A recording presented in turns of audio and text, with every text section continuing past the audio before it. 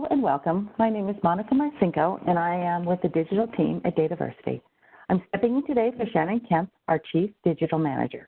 We would like to thank you for joining today's DM Radio webinar, Fully Connected, Enabling the Modern Data Ecosystem, sponsored by Magnitude. It's a deep dive and continuing conversation from a live DM Radio broadcast a few weeks ago, which, if you missed, you can listen to it on demand at dmradio.biz under podcast. A couple of points to get us started. Due to the large number of people that attend these sessions, you will be muted during the webinar. If you would like to chat with us or with each other, we certainly encourage you to do so. Just click the chat icon in the bottom middle of your screen for that feature. For questions, we'll be collecting them via Q&A, the Q&A section in the bottom right-hand corner of the screen. Or if you would like to tweet, we encourage you to share highlights or questions via Twitter using #DMRadio. As always, we will send a follow-up email within 2 business days containing links to the slides, the recording of the session, and additional information requested throughout the webinar. Now let me turn the webinar over to Eric Kavanaugh, the host of DM Radio, to introduce today's webinar and speaker.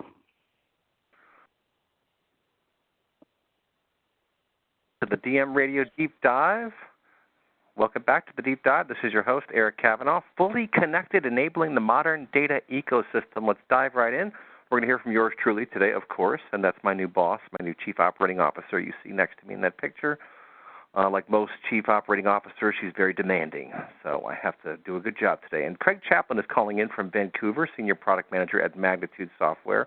We're going to talk about really one of the foundational components of the information management world today. I'm going to talk about Salesforce and Marketo, and really some of the other web applications out there that folks are using these days. So, Marketo and Salesforce are 2 of the powerhouses these days.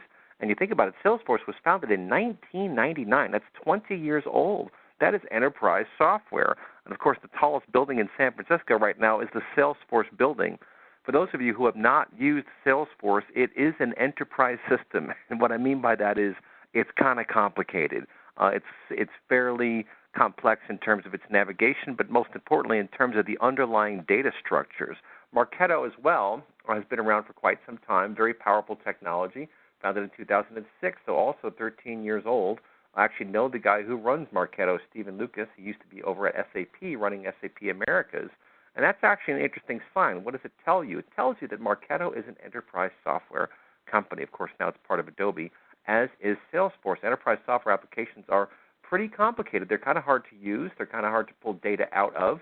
So there's some interesting data about Marketo versus Salesforce Marketing Cloud. We just looked up some data around the marketing stuff. But, of course, Salesforce also is just a huge sales automation engine. It captures a ton of data. So anyone who consults with you about Salesforce will tell you you're really supposed to put all of your data into Salesforce, all the customer data, all the sales transactions. And, of course, they have Einstein now, which is an interesting artificial intelligence engine that sits underneath all of that and really searches for recommendations to give you. And they're not alone. So Google, of course, as well. If you use Google Mail, Gmail, and you use the actual web client, there's artificial intelligence underneath there right now underpinning what's going on, making suggestions to you for what to look out for, what to follow up on, all that kind of stuff. So there's a lot of AI underpinning what we're looking at these days in the data world, but nonetheless, the data really is still significant. And look at this, category position number 11, Marketo, and market share of less than 2%. What? We're going to talk about that in a minute because, again, we're talking about the data side of the equation here. We're going to talk about things like ODBC and JDBC. There's actually a company that invented that stuff. A company's called Simba Technologies. A couple of years ago, they got bought by Magnitude Software, the sponsor of our event today. So ODBC and JDBC, for those who know, are the basic de facto connectors to data. That's how you connect to databases. And there really hasn't been a whole lot of innovation in that space for a long time. We did see some stuff happen with the Hadoop movement and big data and so forth, but nonetheless, not a lot has changed. So this is just some more information about Marketo versus Salesforce, just some background. And you can see where I got my data at the bottom there. But I'm not really going to speak too much to these slides. I'm just sharing some interesting feedback about these engines. So both of these are pretty powerful tools, pretty powerful technologies, even though they don't have a huge market share in terms of the marketing side of the equation, but still very significant. So one of the main differences you can see is that they were designed for different purposes. Marketo is usually considered B2B. Salesforce Marketing Cloud is more of a B2C platform. That's just something interesting to take note of as we move through. So in terms of websites, I mean, look at all the top sites. Marketo is leading in the top 10K sites, top 100K sites, top 1 million sites. It's got a fairly significant market share, but we're going to talk about that again in just a second here. What's the challenge? Well, the challenge is that for a couple different reasons. One, because of the data structures underneath, how these technologies were initially designed versus how they are actually rolled out today. Well, those data structures are pretty complex. So what does that mean? It means getting data out of those platforms is kind of complicated. It's really not as easy to do as you would like for it to be. Now, there are APIs and other ways to connect to these systems, but nonetheless, the point is that marketing and sales data tends to be pretty unwieldy. And there's another point I'm going to make here in just a minute. So these have legacy data models. Like I said, 20 years. Salesforce has been around. Now, Salesforce Marketing Cloud is not quite as old, but the point is that Salesforce, like a lot of the other big enterprise software companies out there, has acquired lots of tools and technologies over time. Well, what does that do? It further complicates the data structures underneath. It further complicates the navigation, and it's kind of hard to get to the stuff that you want. So one of the upsides and downsides with Salesforce, for example, is that A, you store all your sales data in there, all this really important data about your customers, but B, it's kind of hard to get out. And it's not the easiest tool to use. Marketo is probably a bit easier, just depending upon your level of expertise. But even if you go online and look and learn and read about Salesforce consultants, most of them will tell you this is complicated stuff. So you need consultants to work with you to kind of help you optimize how you use these technologies. Salesforce did, in the fairly recent past, roll out Thunder and Lightning, which is some pretty interesting stuff. They realized they needed a new interface, a new UI. But just think about, well, of course, my friend Stephen Lucas came from SAP, procurement. That's another really complicated space. It's not easy to automate all that stuff. It's not easy to kind of fit everything into one box to where it's easy to find. So these are some of the challenges. Well, and again, what did we see in that market share? Even though Marketo is huge, it just got bought by Adobe for some astonishing amount of money. I think it's $4 billion, but I should look that up. But look at this, the strange history, right, of MarkTech Consolidation. Back in 2011, there were 150 different technologies considered in the MarkTech space. Now, these are online tools, mostly software as a service, used to be able to manage data, customer data, marketing data, all that kind of fun stuff. 150 different technologies in 2011. That's only 8 years ago. In 2012, it was 350. In 2014, it was 1,000. You can see where this is going. My goodness. In 2015, it's 1,000 rather. 2016, 2,000, then 3,500, 5,000. It's now like 7,000 different applications that are used for sales and marketing. And there are lots of little spaces in there, right? There's influencer marketing, which is one of the more interesting new disciplines out there today. A lot of folks have realized that with social media, if you go out and find the folks who have big followings and bring them into the fold and get them to work with you, well, that can actually have a pretty big impact. So in many ways, the folks with big followers on Twitter or on Instagram or LinkedIn or so forth, if they know how to use those followings, they can generate a lot of impact for organizations. So just think about the challenge to marketers. If you have 7,000 tools to choose from, well, guess what? Each and every one of those technologies has its own proprietary data structure. Each and every one of those technologies has its own interface. Some of them have APIs. But the thing to remember with APIs is that you have to update those things, and they actually take some time. It's changing. Everything is getting a little bit faster these days in terms of how you can build things and how you can manage things. So the whole API space is really taking off. There's a lot of activity out there, and for good reason, because there's so much activity in the cloud. Well, there are lots of things that you can do to deal with that, but the point is that nonetheless, you've got roughly 7,000 different kinds of technology used in the marketing and sales automation space. That is a tremendous treasure trove of options, but it's a blessing and a curse. Because again, now you're not going to find an organization that uses anywhere near to all of those, but you will find organizations that use 5, 7, 10, 12, 15, 25 of them, and trying to find some way to manage connectivity to all those different tools. You're not going to be able to do that in a bespoke manner anymore. Access back in the day, what would you do? You would just connect it to your system. You would connect it using an ODBC or a JDBC driver, for example, to your CRM system or whatever the case may be.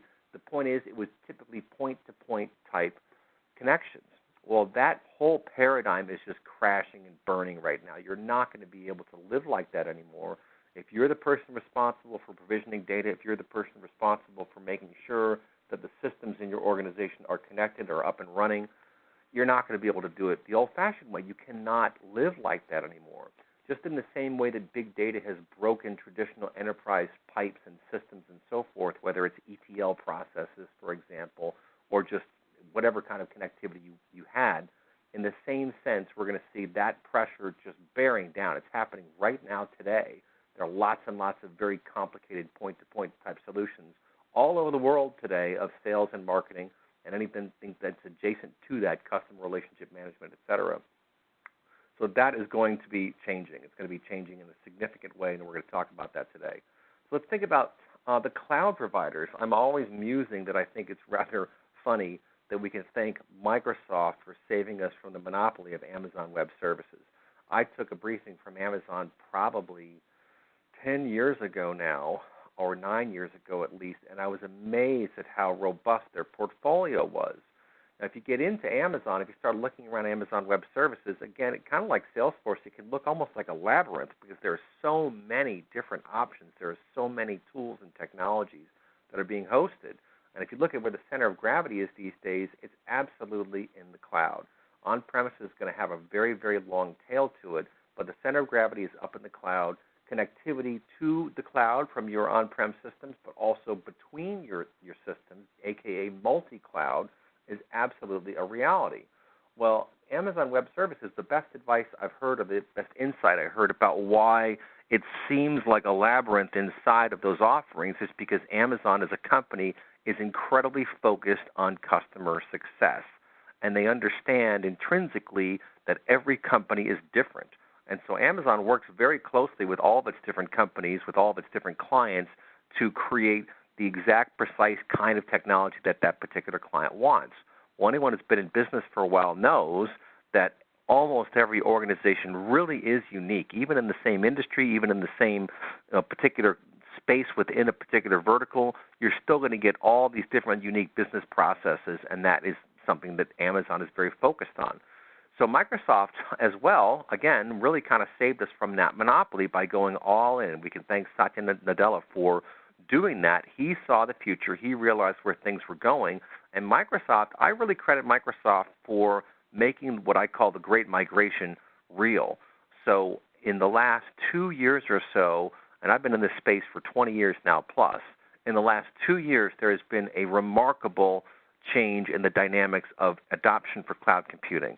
And I credit Microsoft primarily for changing that trajectory, because 3 years ago, the enterprise still did not have much interest in the cloud. The irony, of course, is they were already in the cloud. They were already in multi-cloud because they were using probably Amazon. They're almost assuredly using Salesforce. They're almost assuredly using any number of what are now the MarkTech 7000. So you go to these large organizations, multi-cloud, hybrid cloud is absolutely the reality of the day. There's no mistaking it. It's everywhere. It's happening in your organization right now. So, again, Microsoft is very focused on not just big business, but small to mid-sized business too, right? So Microsoft and Amazon are both really duking it out now for who is going to handle that. And I'll point out something I've noticed many, many times over the years. It's the same with media companies as it is with large software companies, and in particular cloud companies. Well, what we all want, I think, in the business world is a true multi-cloud environment where you can move around, you can plug and play, you can mix and match. You don't have to put all your eggs in one basket. We don't want the same kind of lock-in that we had 20 and 30 and 15 years ago with your Oracles and your IBMs and your SAPs and all that. Lock-in is a very scary thing for folks, although I have heard some funny things like the most ungoverned line on your IT budget is the Amazon Web Services line item, because you never know. All of a sudden it just blows up because someone forgot to turn something off or you didn't read the fine print properly. So these things really need to be carefully managed. Well, what is the big concern is that we're heading towards that same old sort of landscape where there are just a handful of major vendors who take control of everything. That's kind of where some folks feel we're going. With Microsoft, with Amazon, of course, SAP is serious about cloud. IBM is serious about cloud. Oracle is getting the religion. They're really focused heavily on cloud. But what you don't want is for each one of those cloud environments to be its own gigantic silo. Well, there are lots of technologies. We've talked about them on DM Radio and in some of these deep dives before for how you can manage these multi-cloud environments. Usually it boils down to replication, which is, it's a solution of a kind. There are lots of open source technologies like Kafka if you can deal with streaming data, for example. But again, the opportunities are almost endless for how you can crack the code, for how you can deal with this stuff. But nonetheless, Amazon is still the biggest. So the cloud market share, you can see some information about that. Amazon is still kicking butt. They're still taking names. Microsoft is right behind them. Google is getting serious about cloud. And I can tell this from my perspective, not only from survey data and from people I interview, but also from the people that these companies are hiring. So if you go on LinkedIn, if you look at some of the folks who are now representing Google, they came from places like Informatica or SAS. So there is an interesting shift. The migration is not just in terms of companies moving to cloud. The migration is happening in terms of the enterprise software senior executives who used to work for these on-prem heavy environments like Informatica, like SAS Institute, maybe like IBM and some others, and they're all moving into these new cloud vendors. So that's a real market indicator as well. So one of the things to keep in mind here is that cloud is the new reality. It just is. Cloud is going to be the new center of gravity. I don't think that's ever going to change. I do think there's going to be a very long tail, certainly for on-prem environments. And in fact, I think there's going to be a bit of a pendulum swing back to on-prem environments, at least for really, really important data. So for DM Radio this week, in fact, we're going to do a show on cloud, public versus private. And one of the cool things we've learned just recently, in fact, I think 2 weeks ago on DM Radio, from a guy who's a big open source proponent, is that private cloud is a lot easier than it used to be to develop. There are so many really powerful innovations happening in the cloud space, or the cloudy space, if you will, that private cloud is now a lot easier than it used to be. So what does that mean? Private cloud is kind of like your own data center. So there's some really interesting things happening in terms of being able to weave together these rather expansive data fabrics, not just in terms of the information, but the functionality. Things like microservices, things like Kubernetes, for example, which has taken the industry by storm. Kubernetes, in fact, is so powerful that I've seen companies like SAP, for example, build whole new products on top of it. The SAP Data Hub is just basically a giant interface on top of Kubernetes. MapR, which is another one of these big data companies that came out of that whole Hadoop movement, they're re-architecting their entire platform on top of Kubernetes. So Kubernetes is, as many of you may know, it's a containerization orchestration platform. Containerization is not quite like virtualization, though it's somewhat similar. It's basically system processes in little wrappers and little containers, and it can future-proof your environment. But nonetheless, all this stuff gets us back to the reality of what are we going to do? How are we going to handle the data side, the connectivity side? How are we going to live in this new world? That's what we're going to hear from our next speaker. And again, this is just some more data, and you can see where I'm getting this information from. Cloud is just taking off. It's taking off. That's not going to stop. Like I say, I think there will be a bit of a backlash just because of the pricing, because people don't really understand the pricing yet. But I think there's enough pressure from A, the open source community, and B, the customers out there to kind of force these guys to play well with each other. I'm talking about the major cloud providers, but I referenced just sort of obliquely this dynamic that I've seen. I see it in media. I see it certainly in Facebook, for example. I see it in LinkedIn. I see it in Twitter. I see it in traditional media companies. I also see it in large enterprise software companies. And the dynamic is, don't go anywhere else. Just stay here. You don't want to go play with those other kids. Just play with us. Facebook is really big on that. Facebook does not play well with others, as you may have noticed. We're seeing a bit of a weird dynamic in the media space now as media companies realize that Facebook is not their friend. So there is this dynamic of big cloud providers, of big media companies not wanting to play well. I think we're going to be able to handle that, but it's something certainly to keep in mind. And with that, I'm reminded, I want to show you something fun here. Multi-cloud is a party. It's here to stay, so have fun with it. I saw this band the other night in Pittsburgh, Here Come the Mummies. They were absolutely fantastic. And with that, I'm going to ask Monica to hand the keys over to Craig Chaplin from Magnitude to share with us how they can help us deal with the multi-cloud reality. Craig, take it away. All right, thanks, Eric. Just switch over to my presentation here. And Monica, I think you have to make him the presenter. Yeah, I'm working on it. There he goes. There we go. There you go. All right. All right, take it away. All right, thanks, Eric. So a lot of great information there and a lot of statistics to back it up to and market data. So thanks for that, Eric. So one of the things that we wrestle with, of course, is sort of the, now we've got data everywhere. We've got it on-premise, we've got it in the cloud, we've got it in both places at once. So how do we solve the connectivity across all of those different data sources and data locations? And so one of the things I think is useful as I was putting this together is to kind of go back a little bit and look at kind of where did we come from, because I think there's a lot of really interesting points and lessons that we've learned once already and that can be applied to kind of this new model of cloud deployment. So we're going to look at that a little bit, and then looking at sort of, okay, if you're looking at a data warehouse strategy, what are the different options available out there? How does the connectivity work for that? What are sort of the advantages and disadvantages to each of those? And ultimately, which one might be best for you.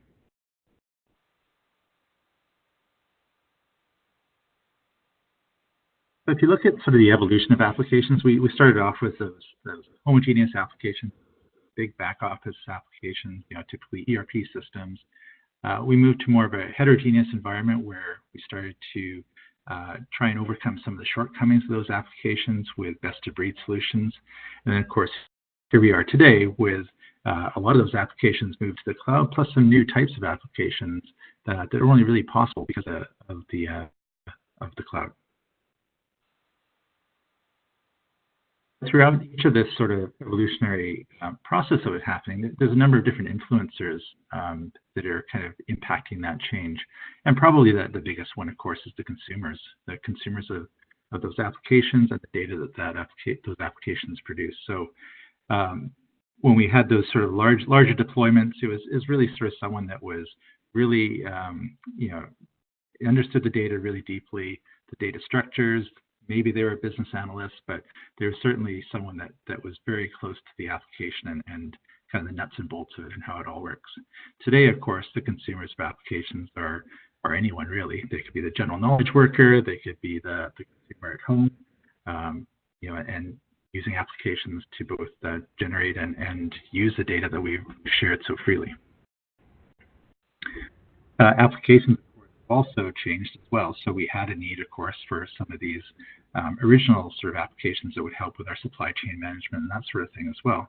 But we increasingly realized that there's a lot of benefits to other applications that are out there that companies can use data from, whether it's some of the social applications, it could be some of the applications that are crowdsourced, etc.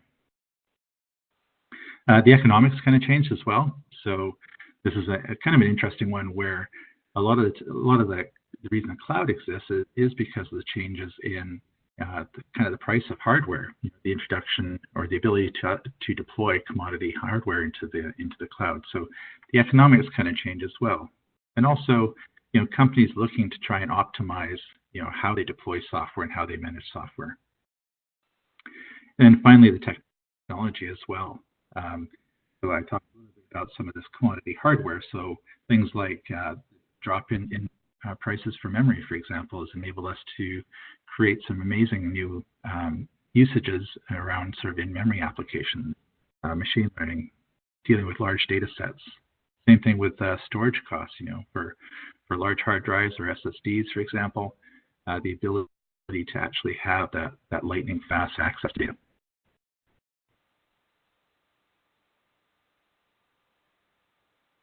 Okay, so if you look at sort of the homogeneous applications a little bit more. So, I mean, like I said, these are typically sort of pretty monolithic. They're stereotypical ERP installation that took months or years to deploy and get in place. But they were crucial and are still crucial to running many businesses, whether it's your supply chain, your finances, etc. So these are some of the core infrastructure that a lot of companies put in place early on and still exist there today. The problem with these sort of deployments, though, of course, is that they're oriented around getting your data into the system, and not so much around actually getting the data out in any sort of analytical or reporting format. You're kind of stuck with whatever the application itself offered, which was pretty constraining. And certainly, as you know, obviously these applications cost a fair amount of money to put in place to start with. Companies were looking to try and get a better return on that investment. So as more and more data going into the application, there was more and more of a realization that, hey, this is really valuable information. We need to be able to get at that to make better business decisions. So the solution there was, to try and get IT to do some customized reporting, perhaps. But even then, as often the case, IT is a limited resource and often becomes a bottleneck in these cases. So people that were trying to get reporting or doing queries on the data in the ERP system were often bottlenecked and just couldn't get the data in a timely manner. So one of the solutions that was put in place here was a data warehouse. And so the data that people were wanting to be able to query and do analysis on could be extracted from the ERP system and put into a data warehouse, which of course is based on a system that is more optimized for those types of operations. Remember that the ERP systems are primarily oriented around sort of transactional type of processing, not query and analysis. So that's kind of where data warehouses really started to gain in popularity, is trying to pull these large data sets out of these transactional.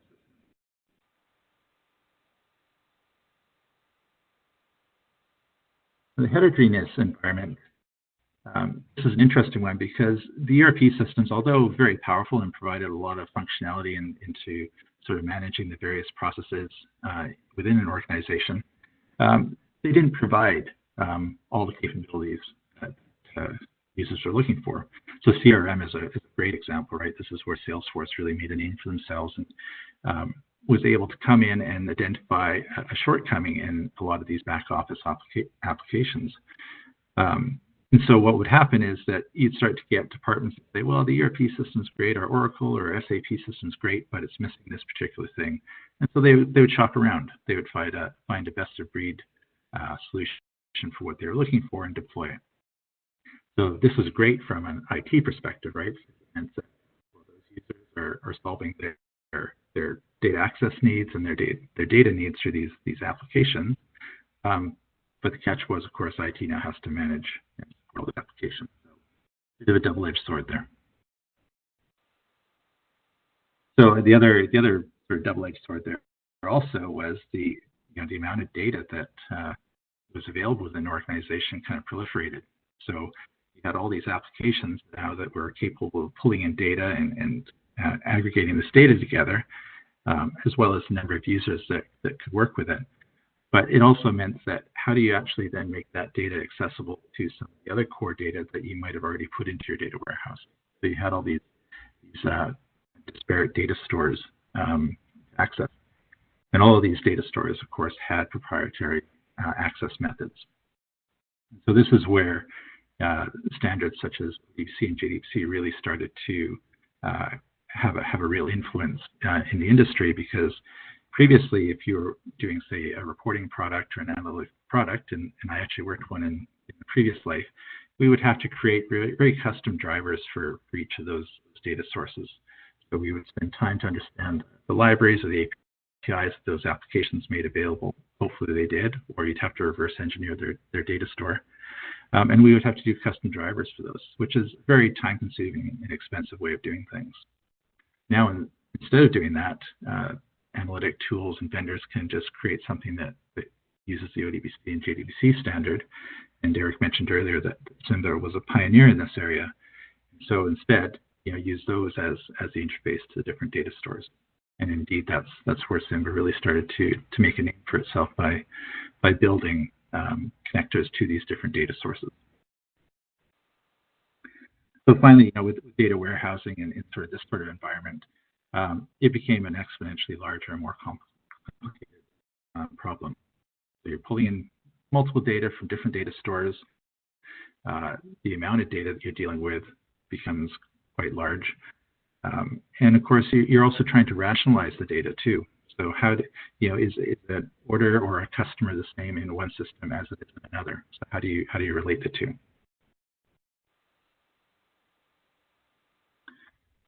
That kind of brings us to the cloud. So these best-of-breed vendors, quickly realized that, IT was obviously struggling with kind of managing the deployment of all these applications in an environment. So that was one of the main costs to getting their application into people's hands. So cloud offered an interesting model for them to be able to deploy that into the cloud and therefore relieve the burden of that from the IT department. So the best-of-breed vendors started to move their applications into the cloud. Ironically, it didn't necessarily make the data access any easier, so they still had these API interfaces. Fortunately, they were somewhat standardized through web services, but they were still very oriented around sort of transactional type of processing. So you still had vendors such as Simba that would build drivers, and we actually spent a good couple of years building out a set of cloud application drivers just to satisfy the needs of some of our partners and what they were looking for in their analytic tools. But each of these vendors would have different web services to interface with their products, so each one would require its own driver. Of course, ERP vendors, would start to also realize that this is an opportunity as well, and started to turn the proverbial oil tanker, the one that takes 6 miles to turn, but they did, and they started to move a lot of their applications and solutions into the cloud, or at least make alternatives available through the cloud, either existing solutions they had, or quite often through acquisitions that they've made. As Eric spent some time mentioning earlier too, of course, this provided a great opportunity for the likes of Amazon and later Microsoft and Google to really sort of capitalize on these vendors pushing stuff into the cloud. So providing a set of services that these vendors could use rather than having to build themselves. We've done a number of different prototyping projects, and I'm always amazed at how easy it is to get these projects up and running so quickly when you don't have to worry about things like identity management and load balancing and all those fun things that not too long ago you'd have to make sure were built into your platform. So although the cloud makes it easier to deploy in a lot of cases, it doesn't solve the data problem. The amount of data volumes continue to grow, as well as the number of data sources. Now you have data that resides in multiple places. The other interesting thing with having cloud in the picture is that it provides an opportunity to make use of large data sets that are hosted as well. So Google, for example, provides large data sets that are in the community that you can pay for to access. So these large data sets could be things like census data, for example. It could be human genome, for example, if your business can leverage that data somehow. But having that data in the cloud not only provides some new opportunities, but also some challenges in how do you ingest that data. And finally, the other interesting thing, and Eric touched on this briefly, was the the realization that now we've got data in the cloud. That doesn't change the need to protect that data. That data privacy still exists regardless of where the data resides. So we've got a number of different regulations that are in play. Everything from sort of HIPAA to GDPR to CIDSS, all sort of designed to make sure that users' data is protected, but also how we use that data as well. So those all need to be considered.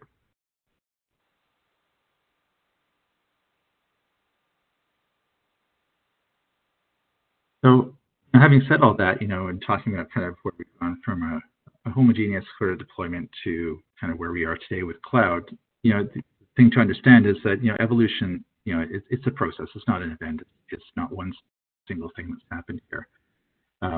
Homogeneous deployments, still exist in most companies and, thrive. That there are companies that rely on their ERP system for their day-to-day operations and have no intention of changing such a mission-critical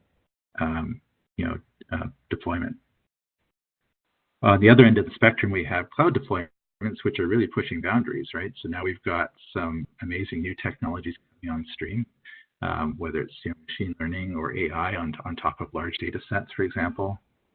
Streaming, being able to pull in a huge amount of data from devices such as instrumentation from Internet of Things devices, for example. So cloud has really kind of opened up some new possibilities here as well. But at the end of the day, as with a lot of technologies, the reality is for most companies, is somewhere in between. That we have some stuff that's on-premise still and will stay on-premise, and we have some stuff that really needs to take advantage of everything that the cloud has to offer.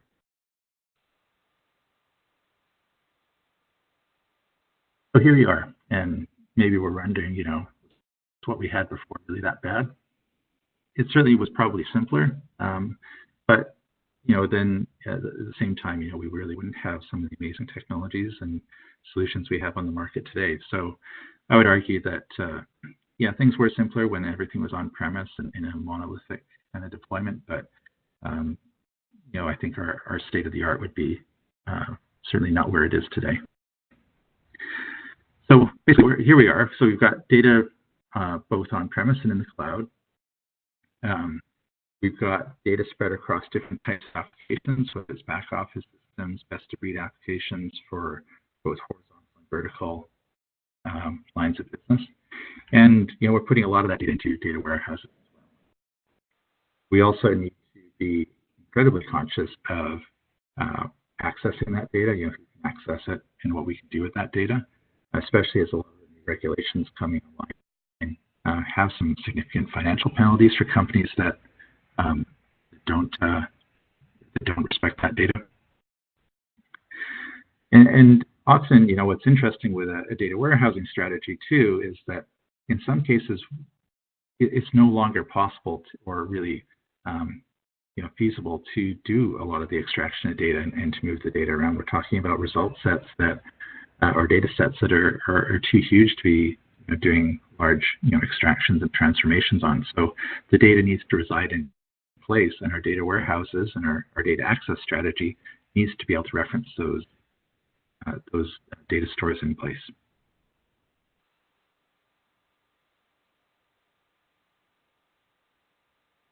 So what are some of the options here? Well, as much as we talk about data warehousing and moving data from one place to another to make it easier to access, in some cases, real-time access is still ideal.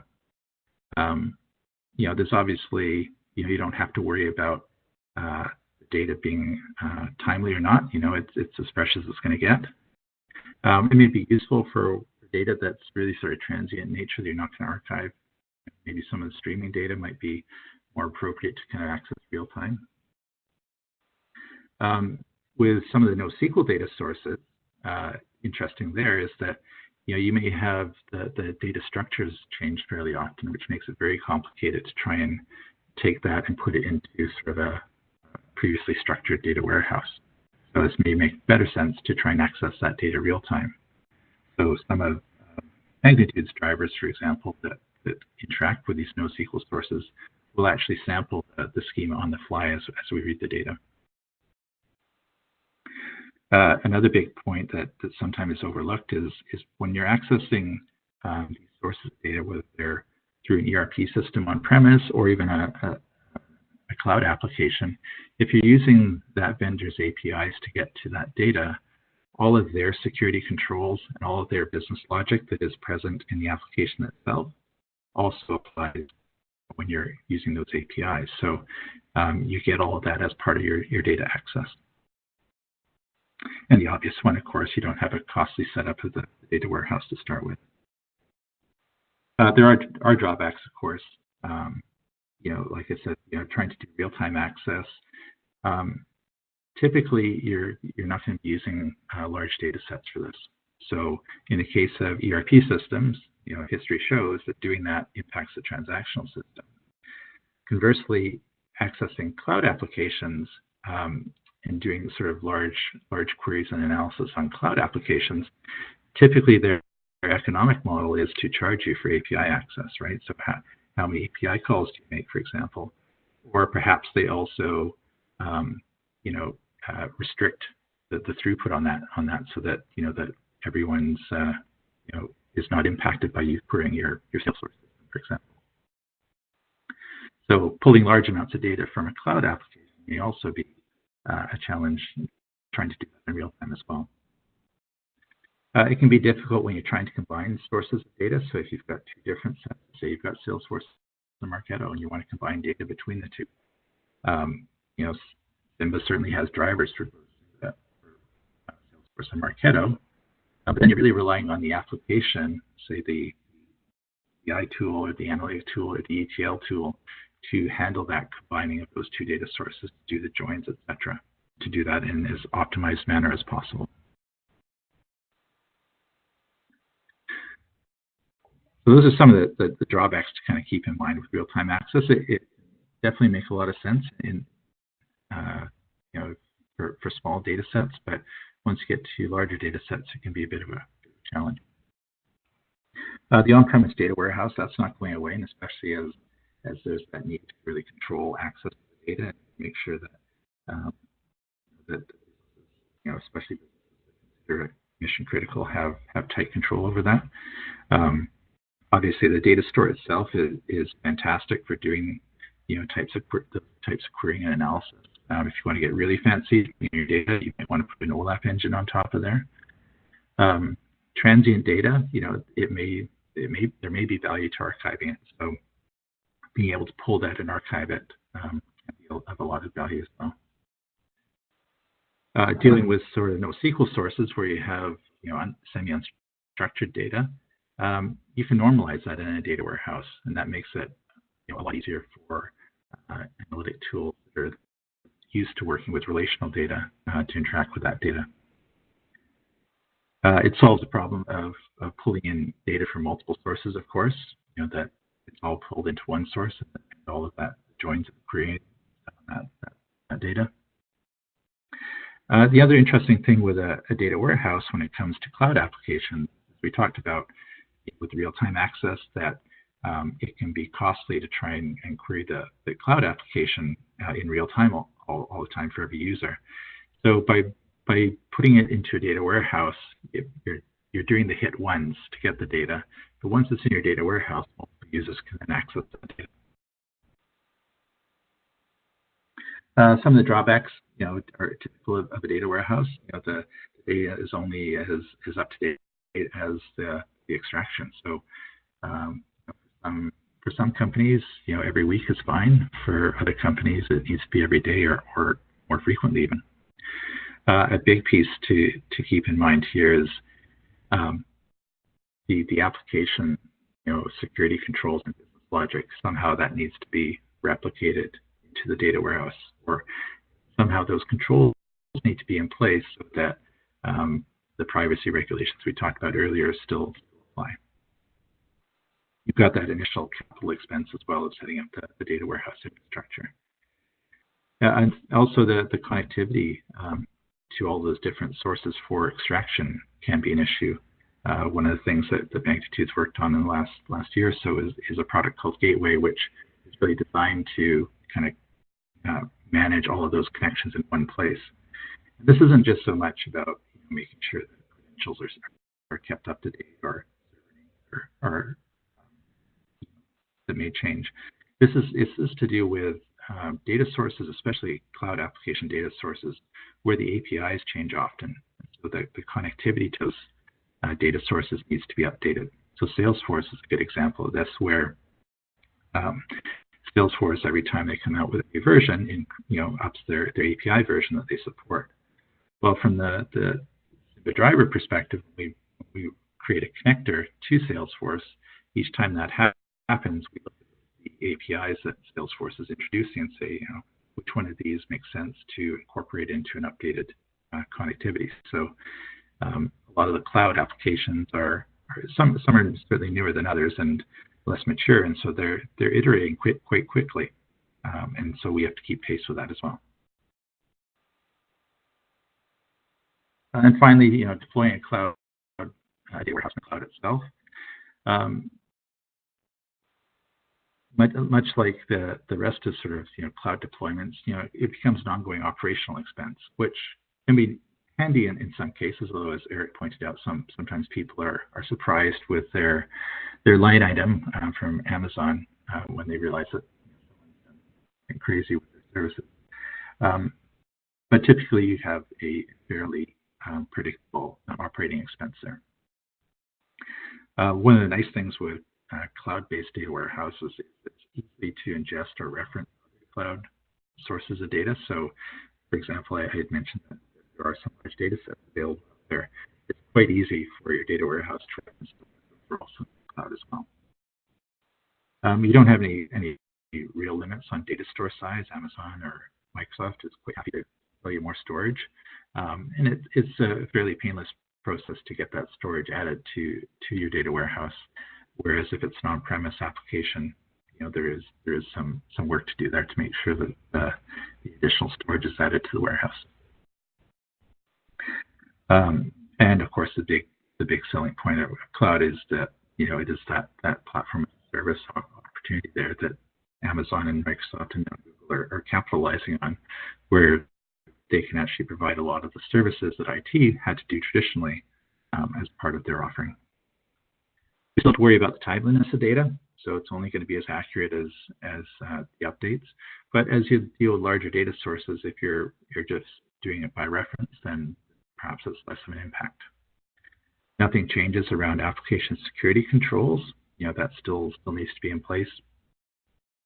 And one additional complexity here is that if you want to take all of your data and have it in one data warehouse or in one place, cloud, then you have to consider how are you going to get your on-premise data into that cloud. So that can be somewhat complex depending on where those systems reside. And the management of the connectivity still applies with a cloud warehouse. So if you have lots of different data sources, certainly deploy Symbios drivers into the cloud as well to access that data. But still, there's a requirement that connectivity is kept up to date.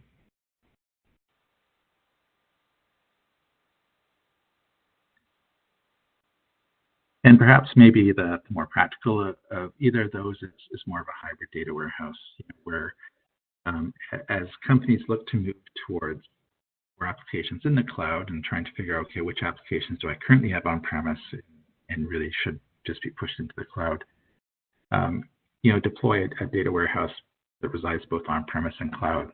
So those cloud applications, obviously, their data is pushed into a centralized cloud data warehouse. Your on-premise data warehouse still takes in all of your on-premise data. So you're separating the concerns there. Any of the large data sources, data stores, you can push into the cloud. And then a lot of the drawbacks still remain the same as well. Moving it from on-premise to cloud doesn't change the things you need to worry about, unfortunately. All right, where do we go from here? Well, it'd be great to kind of tie a bow on it and say, here's exactly what you need to do. But I think many of us that have been around technology long enough know that there isn't one solution. That's the great thing about technology, and also the curse sometimes.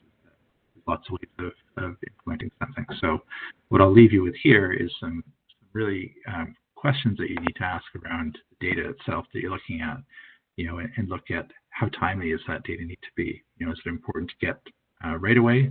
In which case maybe a real-time approach is more desirable, or does it not have to be? In which case a data warehouse can fit the bill.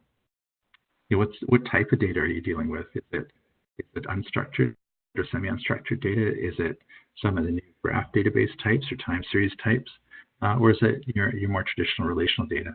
And what size of the data store are we talking about here?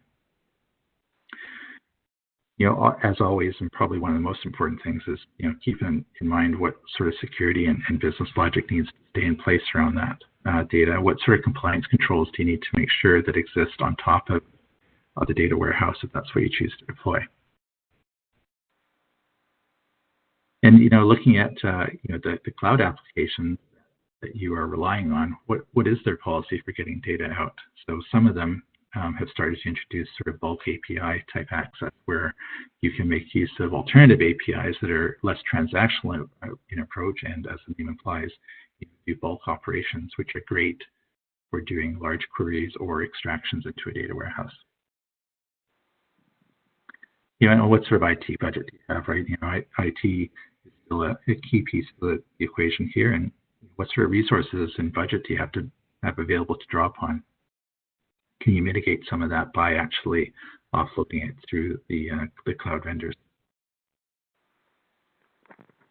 And also, finally, what sort of connectivity is available, for extracting, and how are you going to manage all of that? So, making sure that, especially with cloud applications, as I mentioned, they update fairly quickly. So, what sort of strategy do you have in place to make sure that your connectivity to those sources also stays updated? Because you may not be able to take advantage of some of what the data store has to offer, or maybe not be able to take advantage of some of the performance gains that come into play. So with that, I'll leave you with those questions. Maybe I'll just turn it back to Eric. Okay, good. And you bring up a lot of really good questions here to consider. I guess I would like to know a little bit more about Gateway and what you folks have done, because that is, to me at least, an interesting solution worthy of investigation. And the general idea, if I understand it correctly, is that you've created more of a platform for connectivity, where the idea is you've got smart connectors and different ways of facilitating access to data. Can you kind of go into some detail about what that solution entails and what it actually does? Yeah, absolutely. So, Gateway is Simba's previous products and products that we still sell today are a set of ODBC and JDBC drivers. And increasingly, we realize that people aren't just buying one or two drivers anymore. They're dealing with a large number of data sources in their environment. So they're buying half a dozen or more drivers from us to provide connectivity to these different stores. And for some of them, that updating and that management of that connectivity becomes a bit of a burden. So we put in place a platform where this connectivity can reside that allows IT and even end users, depending on their expertise, to actually manage that connectivity in a much more cohesive way. So rather than treating each source separately, we put it into a platform. We allow the management of the licensing and the updating of that connectivity to be more automated. And also, let's be frank, configuring connectivity to the data sources isn't trivial either. So there's a data source, there are a number of different options and configurations that can be done depending on the type of querying and analysis you're doing, that can get better performance. So we try and simplify through Gateway some of the more technical, the actual user experience of actually creating that connection. So that's part of Gateway. And then the other key piece to it is intelligent adapters, because we realize that a big part of some of the difficulty we have, especially with some of the cloud applications, is that they do a great job of providing APIs to access a specific information, but how you represent that as a relational source to, say, a BI tool becomes a bit of a challenge. So something like a customer in Salesforce may actually, all the relevant information related to a customer may actually reside in 4 or 5 different tables. So with our intelligent adapters, we actually pull all that together into what looks like one table or one view to the BI tool or whichever tool is using that connectivity. So that's kind of the core functional components of Gateway. Yeah, see, I think you just hit a really good point right there, namely that inside of Salesforce, the data you want to get at is actually located in 4 or 5 different tables. Can you talk about how you're able to essentially materialize that view? Because if I understand it correctly, the smart connector is digging into this environment and it's finding the threads of where it needs to go and pulling back that information and then showing you a view that looks like a single source, even though it's actually pulling from multiple tables. Can you kind of explain that a bit? Yeah, so essentially what we're doing, so all of our drivers for cloud applications are using APIs and then representing the different aspects of a cloud application as tables, as a relational application would expect. What we do with the intelligent adapters is one step further. Rather than just saying, okay, here's your 15,000 tables, go crazy and figure out what you want to join together. What we do is we've actually looked at, what are some of the more common types of business views that people are using for Salesforce in particular in this case. What we do is behind the scenes, we do all those joins for you. So you can still access all those tables if you really know the data and you really want to kind of get into the low level details, you can do that. Or you can simply choose one of the predefined views that handle all the joining and the filtering and in some cases some of the business logic that you would be able to easily materialize in a BI tool, for example. Mm-hmm. And, I also mentioned this MarkTech 7000. Each one of those different tools has its own data model, has maybe, hopefully, an API that you can work with. How effective could Gateway be at connecting to all those different ones? I presume there are certain standard formats that you can sort of ascertain, but can you kind of talk about how Gateway would be useful for connectivity in that much broader ocean of opportunities? Yeah, so Gateway is initially the core plumbing to get to the data sources to start with. One of the things that we'll be layering on top of Gateway is that ability to do cross data source connectivity, so that we can take a Salesforce and a Marketo and come up with some common views that someone would be wanting to report on or do analysis on across those two data sources. So similar to what we do in one data source, we would actually be making that happen across two data sources. So we would be hiding the joins and the filtering behind the scenes. And that's certainly one option. So that's a big piece of what Gateway is going to be able to provide users. Yeah, because again, this is going to be an ongoing challenge, right? And then how much time and effort do you guys spend focused on APIs and on tracking what these folks are doing? I'm sure for the major vendors, for the major technologies out there, you can spend a fair amount of time, as there's just some R&D that has to get done to stay on top of all the other different kinds of connections that are going to need to be made. In other words, let's say a customer is working with you and they say, well, we use X, Y, Z over here in these different technologies. How easy is it for Gateway to connect to some of these more obscure technologies? Yeah, so we're not going to be able to pump out 7,000 drivers or whatever the number was of right. SaaS applications, right?